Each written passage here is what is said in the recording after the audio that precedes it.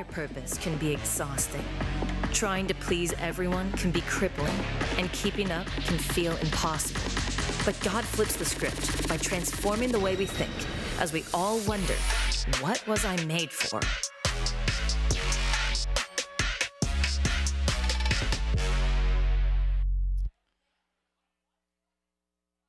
Grab a seat, everybody. All right, guys, we are in a new series. If you were here last week, you know we jumped into this new series called What Was I Made For? And we're going to be talking about identity and belonging and where we should find our sense of value in life. So we started this series last week. We're going to do it tonight. And then next week, we're going to do something different. We're going to do something called What's on Your Mind, where you guys get to ask a bunch of questions. So start thinking about that for next week. Any questions you have about your faith or about Jesus, or about the Bible, about God, about religion, about life in general, think about those questions and bring them with you next week for What's on Your Mind, where you guys get a chance to ask questions of me and a panel of a couple other people, and we will do our best to answer them to the best of our ability. So that's pretty awesome. But this week, we are still in our series, What Was I Made For? And we're going to be jumping into that tonight. So to start out, we're going to play a game. Have you guys ever played the game, Would You Rather? Yeah? Okay. It's pretty simple. So I'm going to give you a couple of Would You Rather options. And if you want the first one, stand up. If you want the second one, stay seated. Okay? That's how we're going to do this. Okay, so would you rather own a new iPhone or a new iPad? So stand up for iPhone, sit down for iPad. New iPhone or new iPad? A lot of iPad. Okay, iPad's over there, iPhone's over here. Interesting, interesting. Okay, would you rather own a Uwala water bottle or a Stanley? So stand up for Uwala. Am I saying that right? I think. Sit down for Stanley. Stanley, sit down. Uwala, sit up. Okay, about 50-50. Interesting, interesting. I don't have either. I'm a Nalgene guy. Okay, would you rather get some new Nike shoes or some new Adidas shoes?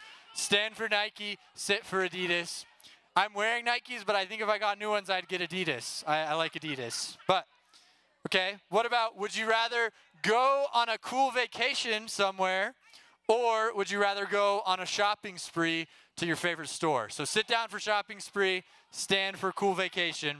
I'd definitely go on a vacation. I'd go to like Alaska or something. Kind of 50-50 though. Okay, oh, she's been convinced. Would you rather? What? No, you can't do both at once. That's cheating. Would you rather get a brand new pet, a new dog or cat or gerbil or whatever pet you like, any pet you want, or would you rather always get every new video game that came out right when it came out? Every new video game or a new pet? New pet? New pet. Any pet you can pick. Standing for pet. I'd probably get a dog. I might get a dog soon. So I like dogs. All right. What about, this is a good one. Listen, listen. This is a really good one. Shh. Would you rather, for the rest of your life, have unlimited tacos or unlimited burgers? Unlimited tacos or burgers. You can pick the type of whichever one. Tacos standing, burgers sitting. I'm doing tacos for sure. There's so many different options for tacos. You get fish tacos, chicken tacos, steak tacos, 4 steak tacos even. Would you rather, all right, last one, or maybe a couple more. Let's see. Would you rather have a ton of followers on social media, whether that's TikTok, YouTube, Twitch, whatever it is, a ton of followers on there, or get really good grades on your the whole next year? Really good grades, sit down. Lots of followers, stand up. Jack's going to make millions off his followers, okay? They want good grades. Grades is sitting down. All right. All right, here we go. One more. Shh. Okay, this is last one. Would you rather, okay, this first one is stand up, second one, sit down. Would you rather your crush like you back or never have to do chores again in your life? No more cleaning. So sit down for chores, stand up for your crush. So you guys don't like chores, or you're just not listening. Either one could be the possibility. Okay, interesting. All right, everybody take a seat. Take a seat. Everybody sit down. Shh. Interesting. Okay, so No, sit down. We're done. We're done. There's no more would you rather. Thank you, though. You're not going to give her many followers with those moves. All right, so here we go. The reason we ask these things is it's interesting to see what people like, what people care about. Most of the questions, you guys were 50-50 on which one you would rather. So that's kind of interesting, right? And there, there's nothing wrong with wanting new things or wanting, new experiences or to do these fun things.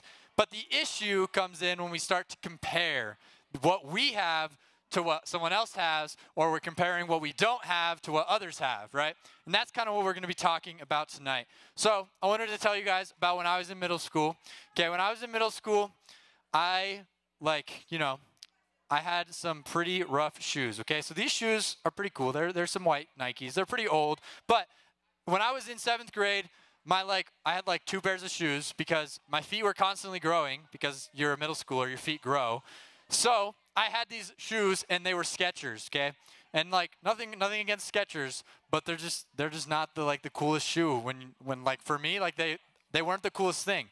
Back when I was in middle school, everybody was wearing Nikes or Adidas or something, and I had these Skechers, okay? And not only were they Skechers, they were gray, really that chair gray, okay? With bright yellow, okay? They were gray and bright yellow. So they were kind of I don't know, they clashed with everything I'd ever wear. So I had these Skechers, and that was pretty much the only pair of tennis shoes I had.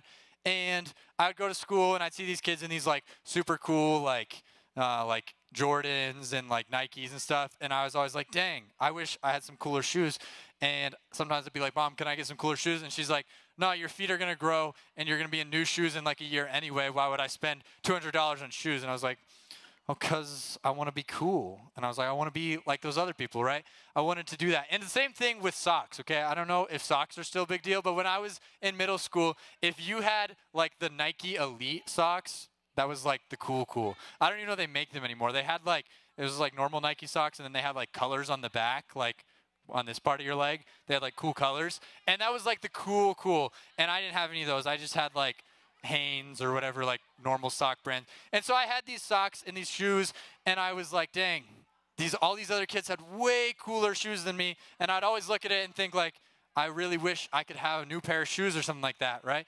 And I would always kind of compare myself to them, and I would kind of think that, dang, why don't I have the cool stuff that they have? And I'd think, I'm not as cool because I don't have those shoes. Or even in gym class, I'd be like, you know what, I don't have the Nike Elite socks. There's no way I'm getting picked early on for dodgeball or anything. I'm going to be the last pick because I have lame socks. And I probably was the last pick, but it was probably just because I was bad at dodgeball. But I was like, dang, I'm not going to be cool if I don't have the cool shoes and the cool socks. And it really mattered to me, and I was really bothered by it for a long time. And I never got them, right? And I always thought that, oh, those other kids are so much cooler than me, right? And so I bet you guys all have something like this. Maybe it's not shoes. Maybe you have super awesome shoes. Maybe you don't care about shoes. Either way, that's fine. But I would bet you that there is something in your life that you look at and you compare with other people. You're like, dang, if only I had the nice, sports equipment, the better cleats, the better dance equipment, the better pencils, the better phone, the better, life experiences, the better trips, the better vacations, the bigger house. I wish I had these things, right?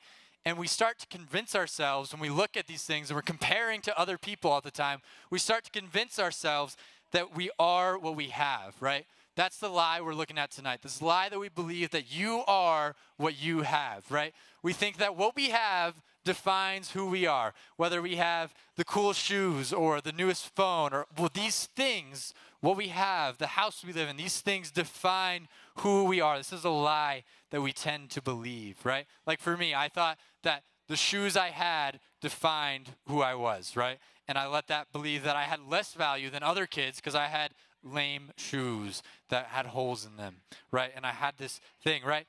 And maybe for you, it's probably something different. It could be clothes, shoes, phones, video games. It could be your family even. Maybe you're like, dang, I wish that my dad was an NFL player like my friend's dad or something like that. If any of you have that, I don't know. But there's always something where you feel like I'm just missing one more thing. I just wish I had one more thing. And you start to have these feelings of insecurity that come and you're like, if I could just get a little bit more or that thing, or if I could have that water bottle instead of this water bottle, or if I could have those certain things, Shh, boys right here, you good? All right, You good? Lock in. There we go. All right. So it's easy to believe this lie, right? It's easy to fall into this trap. You start to think about it just one little thing at a time, and next thing you know, it's this habit where you're constantly comparing what you have to what others have, right? You're constantly comparing these things with yourself and with others, and that's not a good habit to get into, right? So the good news is that we don't have to believe that lie. This lie that we struggle with, that you are what you have, that's not the truth. And we're going to look at what the truth is tonight. Okay, so we're going to look at this story, this sermon that Jesus preaches. It's called the Sermon on the Mount. It's when he was here, he got all these people together and he preached this awesome sermon, right? And part of it talks about this exact thing. So in this book called Matthew, where one of Jesus' followers, his name is Matthew, he just wrote down all these things that Jesus said. We're going to check them out tonight. We're going to check out a few verses. So we're going to jump into the story right now. So read it with me. When we get to a yellow word, that's your turn to read that one. There's a lot of words, but there's only 3 yellow ones, so I believe in you, okay? Here we go. Ready? Here we go. This is Jesus talking. He says, "That is why I tell you not to worry about everyday life, whether you have food and drink or clothes to wear. Isn't life more than food and your body more than clothing? Look at the birds. They don't plant or harvest or store food in barns, for your heavenly Father feeds them. And aren't you far more to him than they are? Can all your worries add a single moment to your life?" Right? So Jesus gets up there and he just starts going, and he's dropping some pretty heavy stuff, right? He says, look, he knows that we have this tendency to compare things, to say like, oh, I need better foods or drinks or better clothes, and we're comparing. He knows that we have this struggle with comparison. He knows who we are. He knows us, and he knows that we can easily sacrifice our identity by constantly focusing on what everyone else has, right? We're so busy looking at what everybody else has that we forget about who we are because we start to believe this lie. And Jesus is kind of looking at this, and he's like, look at the birds, right? He said the birds, they don't worry about what they're going to eat. They just assume that there's going to be things to eat, and it happens, and God cares for them. And Jesus' point he's making here is if God takes such good care of the birds, and they're birds, imagine how much more valuable you are to God, right? Imagine how much more he cares about you. If he even takes care of the birds to where they don't have to worry about these things, imagine how much more he cares about you and how much more he takes care of you. So he continues the story, and we're going to go to the next one. We're going to keep reading here, so get ready. There's some more words coming your way. And, okay, Jesus talking again. Here we go. And why? About your clothing. Look at the lilies of the field and how they grow. They don't work or make their clothing, yet Solomon in all his glory was not dressed as beautifully as they are. And if God cares so wonderfully for wildflowers that are here today and thrown into the fire tomorrow, he will certainly for you. Why do you have so little faith? So this is Jesus talking again, guys. This is a big thing. He says, look, I know you're worried about these things. You're worried about your clothes, or you could put in any word in there. You're worried about your phone. You're worried about your cleats. You're worried about whatever it is, right? You're worried about all these things. And Jesus is like, look at the flowers, right? He says, look at the lilies. Lilies are flowers. If you've never seen a field of lilies, it's really pretty, right? There's all these different colors. It's like wildflowers. If you go hiking in the mountains, you'll see wildflowers. And there are all these cool colors. There's purples and blues, and they're beautiful, right? And that's how much effort God put into these flowers.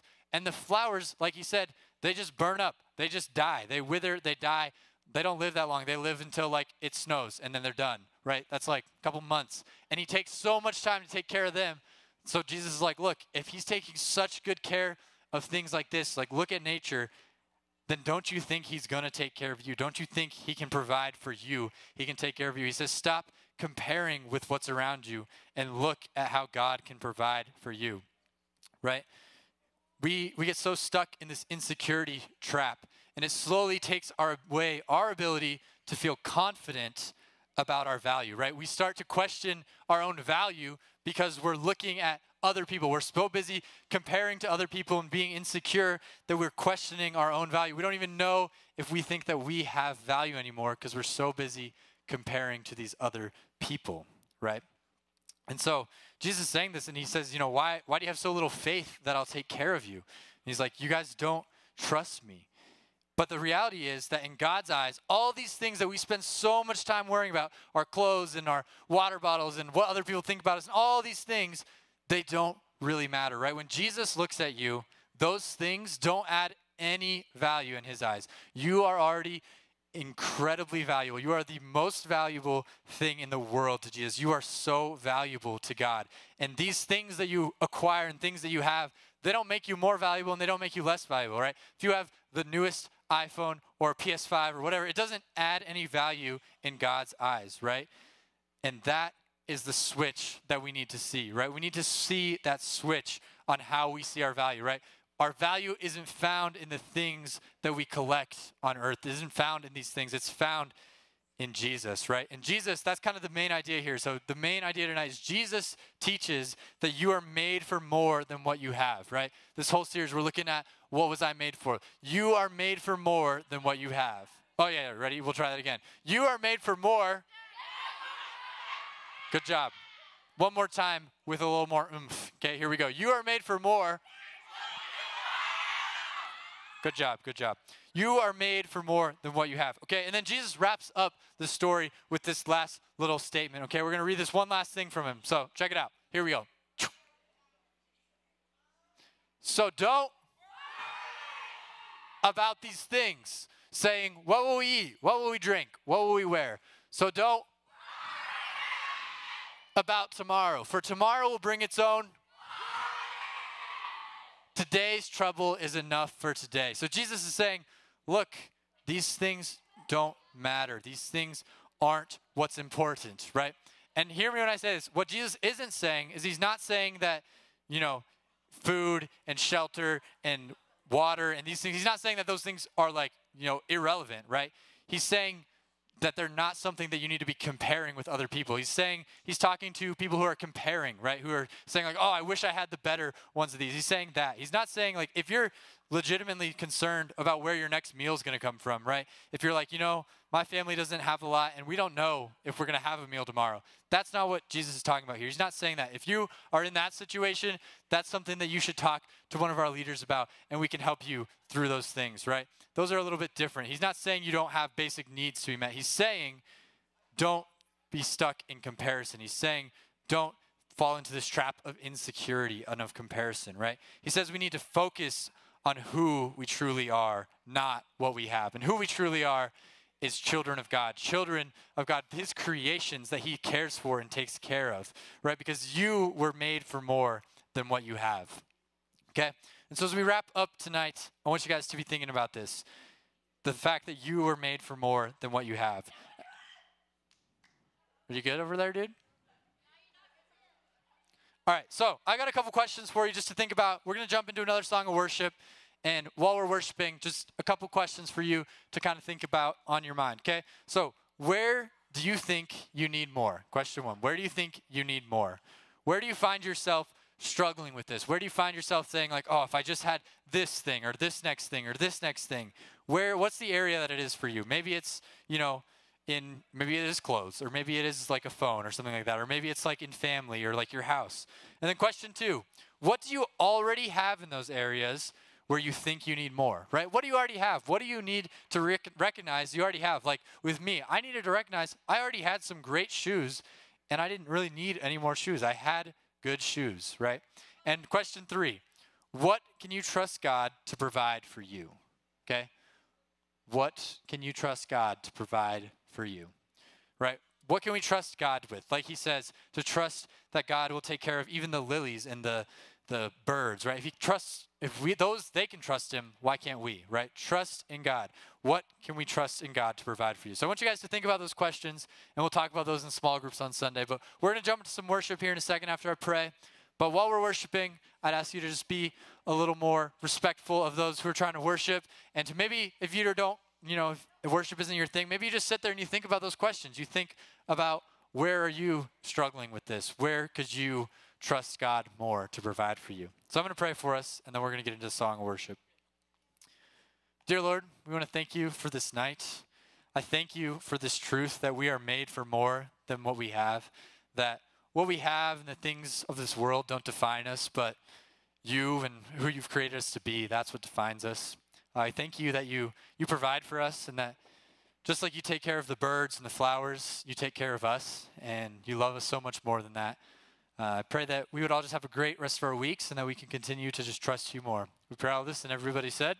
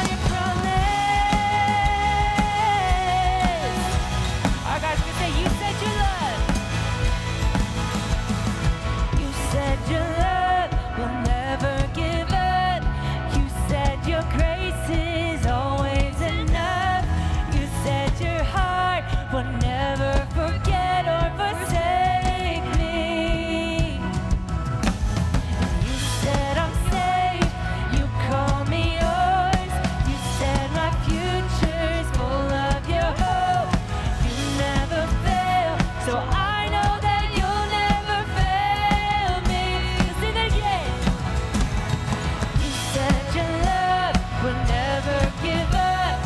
You said your grace is always enough.